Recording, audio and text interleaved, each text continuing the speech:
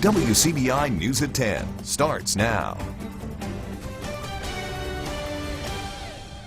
Good evening, I'm Tommy Lopez. We start tonight with safety at railroad crossings. Many people are looking at this issue after that deadly bus crash Tuesday in Biloxi that killed 4 people. Our Quentin Smith was in Monroe County. He's looking at who's in charge of keeping the tracks in good shape there. Hundreds of vehicles cross this Monroe County train track every day. I'd say in the neighborhood 500 to 600. And with that much weight going back and forth, it eventually creates wear and tear on the tracks. County Supervisor Billy Kirkpatrick says upkeep at the crossings fall on the railroad company and the county. Just like this crossing here, we're responsible for the maintenance up to a point 25 feet before you get to that railroad crossing on each side. Everything else, he says, falls on the shoulders of the railroad company, including the crossing itself, the flashing red lights, and the level crossings. The railroad's got to have control over that crossing because they got to maintain that track. They got to maintain the integrity of it. We work in close association with them. If they're going to come in and say level a crossing up, maybe the rails need to be picked up a little bit, they put some new cross ties underneath it, they'll call, notify us, make sure they're taking proper traffic control measures, and then we'll work with them as far as once the crossing's raised, do we need to put some more asphalt down to level out the approach to the railroad crossing. The county also has to notify the railroad company if it plans to do any work near the tracks. They will normally send out a person who will stand guard, let us know, how long we've got before the next train will come through. Monroe County Road Manager Sonny Clay says when residents complain about issues at the crossings, county leaders will ask the railroad company to come in and make repairs. We've had cases where we actually years ago had a lowboy got hung up on a crossing. We had to call them and get them shut it down until we could get something over there to pull that lowboy off the crossing. And counties also have the responsibilities to alert drivers. We do replace and are responsible for putting up the railroad crossing ahead signs and also the railroad, the crossbuck in the road itself.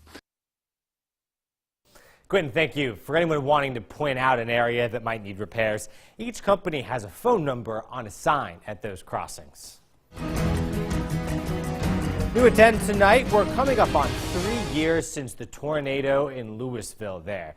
And there are still people facing new accusations of swindling the federal government. There's another disaster fraud case today. 36-year-old Demetris McMillan is the latest to face a charge. A federal indictment says she's accused of claiming she lived in an apartment complex that the tornado destroyed. She's the 4th person to be indicted for claiming to live in that same complex. An area justice court clerk is under arrest today and faces embezzlement charges. Donna Inman is the Prentiss County Justice Court clerk. Sources tell WCBI the charges are a part of an investigation by the state auditor's office. Details of this case aren't available right now. Inman posted bond this afternoon. A man is facing charges after starting a fight at an area high school. This is video that a viewer submitted to us. It's Noxubee County High School. It shows what allegedly happened. Law enforcement says the man in the white shirt started this. The Noxubee County Sheriff's Department says 20-year-old Edrion Rice started the fight. You can see he lands a bunch of punches in this exchange. We don't know the reasons behind the fight. Rice, though, is facing a misdemeanor charge. It's for disorderly conduct. To our weather tonight, Chief Meteorologist Keith Gibson joins us now. Keith, it's a clear night tonight. Clear and quiet. We love to see that. No inclement weather out there right now in Columbus, and temperatures are cooling on down. 45 degrees, a southeast breeze at 5 miles per hour. A lot of mid-40s and upper 40s across our viewing area right now. We're going to take it down a few more degrees. Some spots down to around 40. Other spots maybe only low 40s to mid-40s.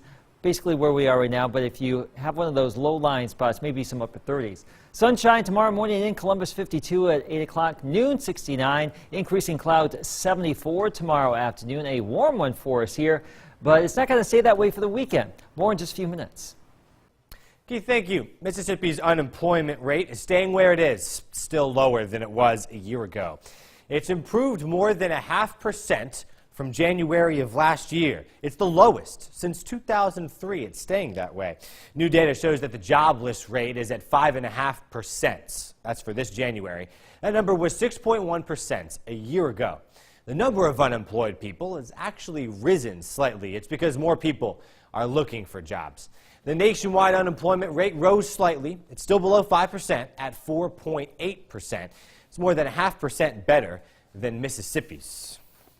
Well, it was supposed to be a decision on whether to help two state universities build affordable student housing, but it turned into a debate over the use of the Mississippi flag today. Representatives in Jackson passed a bill. It includes an amendment requiring schools to fly the state flag in order to get tax exemptions. All 8 public universities have stopped flying the state flag because it includes the Confederate battle emblem, which many feel is a symbol of racism. Republican Jeff Smith, who represents Columbus, he said the amendment won't stay in the bill when it gets to the Joint Committee. A federal appeals court is hearing right now this week a case in New Orleans over Mississippi's flag. Usual tactic tonight is to draw attention to a good cause.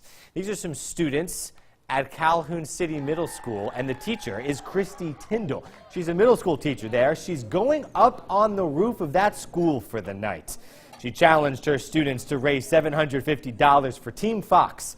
That's a part of the Michael J. Fox Foundation for Parkinson's Research. They followed through. They surpassed that number by $100. And there she is up there. You can see her tent. She has a chair set up, and she says it's more than just a stunt. I ran in the New York City Half Marathon, and I saw Team Fox represented there. And my mother was diagnosed with Parkinson's disease 2.5 years ago, and it made me want to do something with Team Fox to help raise money to find a cure for Parkinson's. For fundraisers for this cause, Tyndall has been slimed, she's kissed a pig, she's even been duct taped to a wall for that cause. Judging by the number of nominations we got for this week's Educator of the Week, her students really like her. We're talking about Kelly Hollowell, and she is the Educator of the Week for this week. She teaches algebra at Caledonia Middle School. She's crunching numbers. She's also building her students' confidence. They say she has a way with numbers, also with words, and she makes algebra relatable and interesting. Holloway says the best way to teach is from the heart. I've always been of the philosophy, if you can't reach the student and teach their heart first, then you're not going to teach their mind. So once you've captured their heart, then you can capture their mind, and all of the knowledge that I have to share will be taken further. If you'd like to nominate a teacher, visit our website, WCBI.com. Some pretty nice weather on Thursday, mid-70s across the Twin States. It's not really going to last for the weekend, though. Big changes coming. More after the break. WCBI's Educator of the Week is brought to you by Food Giant, where your neighbors are the owners. Your first alert weather forecast with Chief Meteorologist Keith Gibson. Let's go up to Lake Michigan today. Look at these big waves there on Lake Michigan. You can see high surf, very strong wind, blue sky, much like around here. But those folks up there in the Great Lakes had a lot of wind to deal with today. And look at these wind gusts in Detroit, 68 miles per hour. The peak gust, Grand Rapids, Michigan, not too far away from the lake we just saw there, 64. Chicago, 58. Milwaukee, Wisconsin, 58 miles per hour. Big time wind, and it's still pretty breezy out there. These brighter colors illustrate where the wind is right now. A big area of low pressure up there in Canada, high pressure down here. The gradient between the two equals those very strong wind. Now, high pressure usually gives a nice light wind, variable wind. That's what we had today. It also gives us a lot of sunshine. That's also what we had today.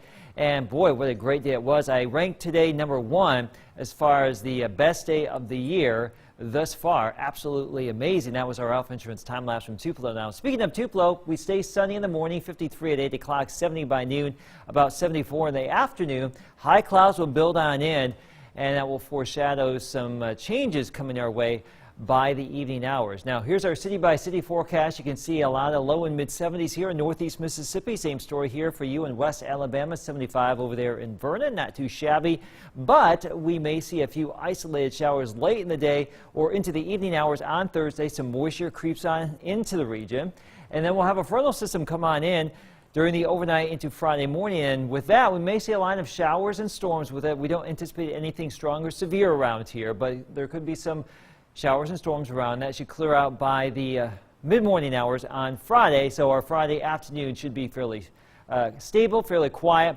More rain possible Saturday afternoon and evening, and trending colder, cold enough to support Some wintry precipitation from Missouri, northeastern Arkansas, maybe even into western and central Tennessee here. I can't rule out maybe a few wet snowflakes in far north Mississippi, but at this point, it doesn't look like a major concern for us.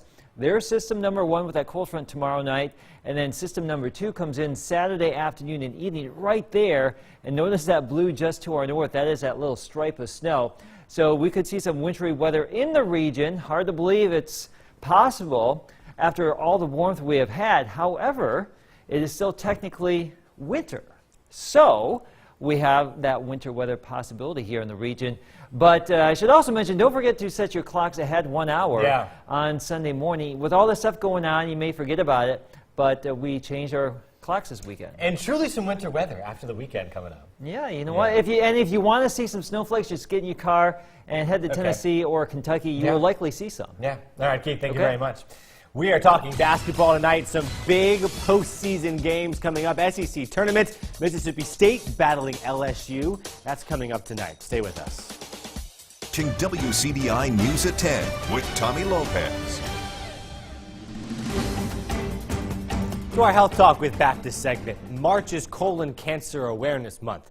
Tonight, Baptist is talking about a simple screening that could save lives.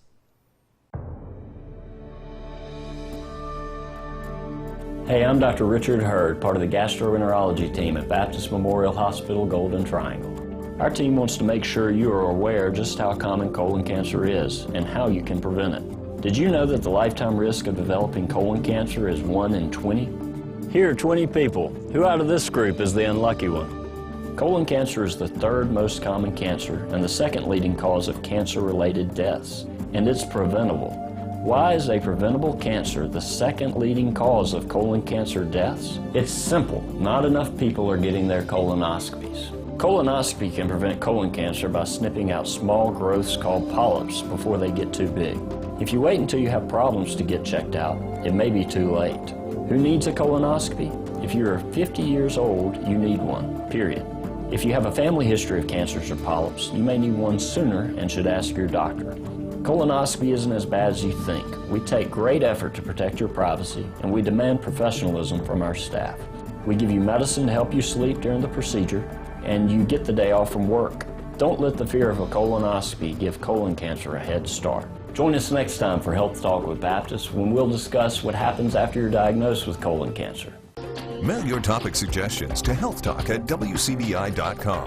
Health Talk has been brought to you by Baptist Memorial Hospital Golden Triangle. The Bulldogs are trying to keep their season alive with a win in the SEC tournament. We have highlights from Nashville next in sports.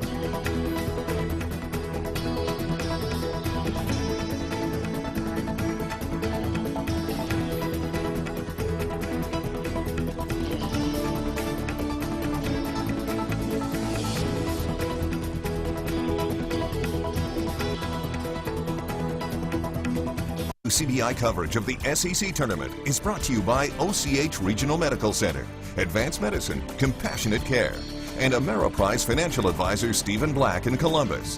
Take charge of your dream for a confident retirement with Ameriprise Financial Services.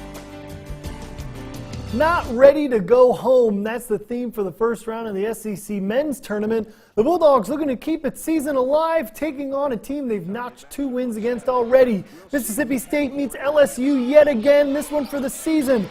Bulldogs got off to an ugly start early on. State had more turnovers than buckets at one point in the first. Antonio Blakeney makes MSU pay with the steal in the mid-ranger. But then Tyson Carter happened. After the timeout, here comes Carter, drains one triple. And he's going to drain another one from downtown Disney. That one's nothing but net. And then in transition, it's Carter again. Look at the grown man takes from the freshman from Starkville. Carter goes on an 8-3 run on his own. Then the momentum shifter, Quindary Weatherspoon, puts my man from LSU all over a poster. That slamma-jamma starts 11-0 run to end the first half for the Bulldogs. Second half, LSU makes a little run, but the dunk party continues. Bring the chips and cheese. There's Tyson Carter with the throwdown with authority. He'd have 18 points in this one. Then the setup. Check out this one from Eric Holman to behind the back out of the post. That goes to Kegler to Reddy, who's going to find Holman. Reward the big fellow with the two-hand jam. And just when you thought it was over, X gon' give it to you. Here comes Xavier Stapleton. Look at this jam from the big fella. With authority, the tomahawk. That'd be the sealer right there. Tyson Carter loves it. The Bulldogs cruise to a 79-52 victory. Advance to take on Alabama tomorrow. Here's reaction after the ball game. It was a good overall team effort in terms of our field goal percentage defense. They shot 33%. Obviously, we can't take all the credit for their three-point shooting, but that's a heck of a percentage to hold a team 1 for 22 from three.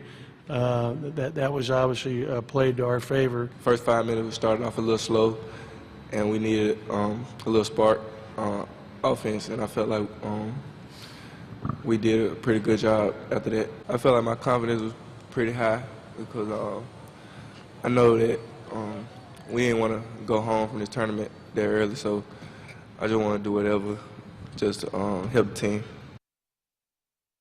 After the big win, the Bulldogs survive another day, keeping its season alive for one more day. Sports Director Robbie Dono has the recap from Nashville.